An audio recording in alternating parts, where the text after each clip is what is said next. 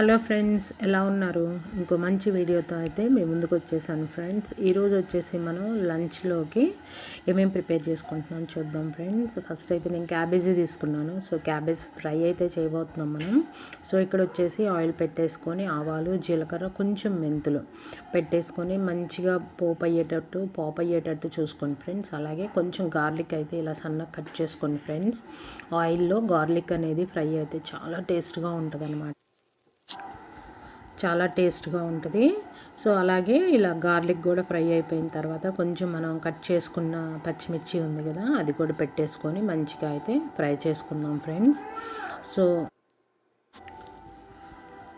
పచ్చిమిర్చిని కూడా మంచిగా ఫ్రై చేసుకోండి ఫ్రెండ్స్. చేసుకున్న తర్వాత మనమైతే కట్ చేసి పెట్టుకున్న క్యాబేజీ ఉంది కదా, ఈ క్యాబేజీని మంచిగా ఫ్రై చేసుకుందాం ఫ్రెండ్స్. చూస్తున్నారా, ఇదైతే చూడటానికి ఇంత క్యాబేజీ ఉంది, కానీ ఫ్రై అయ్యాక అయితే అది మొత్తం కొంచెం అవుతుంది ఫ్రెండ్స్.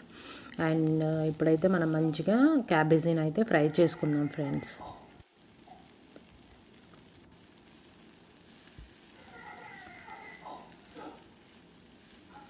సో లంచ్లోకి అయితే చాలా బాగుంటుంది ఫ్రెండ్స్. మీరైతే మర్చిపోకుండా ఇలాగైతే ట్రై చేయండి ఫ్రెండ్స్. మీకు వేడి వేడి అన్నంలో క్యాబేజీ ఫ్రై అండ్ అలాగే టొమాటో పచ్చడి వేసుకొని తింటే అదిరిపోయిద్ది ఫ్రెండ్స్. నేనైతే ఇప్పుడు టొమాటో పచ్చడి కూడా రెసిపీ చూపిస్తూ ఉంటాను.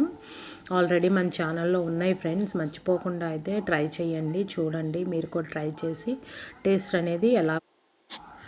అనేది ఎలాగుందో నాకు కూడా కామెంట్స్ రూపంలో చెప్పండి ఫ్రెండ్స్. మంచిగా మూత పెట్టేసుకుంటే కొంచెంసేపట్లో మగ్గిపోయింది ఫ్రెండ్స్. అలాగే ఉప్పు, పసుపు కూడా వేసుకొని ఫ్రై చేసుకోండి. చూస్తున్నారా, జస్ట్ పచ్చిమిర్చి, టొమాటో జస్ట్ అలా రోస్ట్ చేసుకోండి ఫ్రెండ్స్.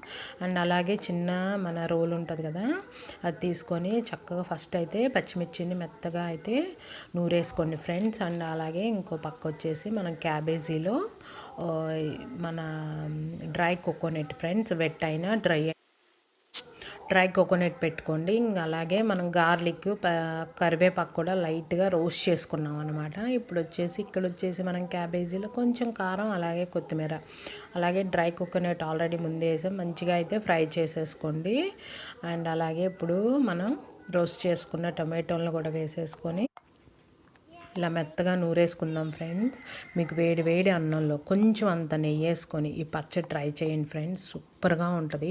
ఇంకా మనం వేయమన్నమాట, వెరీ సింపుల్గా ఉంటుంది, అంత టేస్ట్గా ఉంటుంది. కావాలంటే మీరు ఉల్లిపాయ యాడ్ చేసుకోండి ఫ్రెండ్స్, చాలా బాగుంటుంది అనమాట మీకు. అండ్ ఈ రోటి పచ్చళ్ళలో ఈ క్యాబేజీ పెట్టుకొని వేడి అన్నంలో తింటుంటే ఆ టేస్ట్ అసలు ఇంకో లెవెల్ ఫ్రెండ్స్. మర్చిపోకుండా ట్రై చేయండి ఫ్రెండ్స్.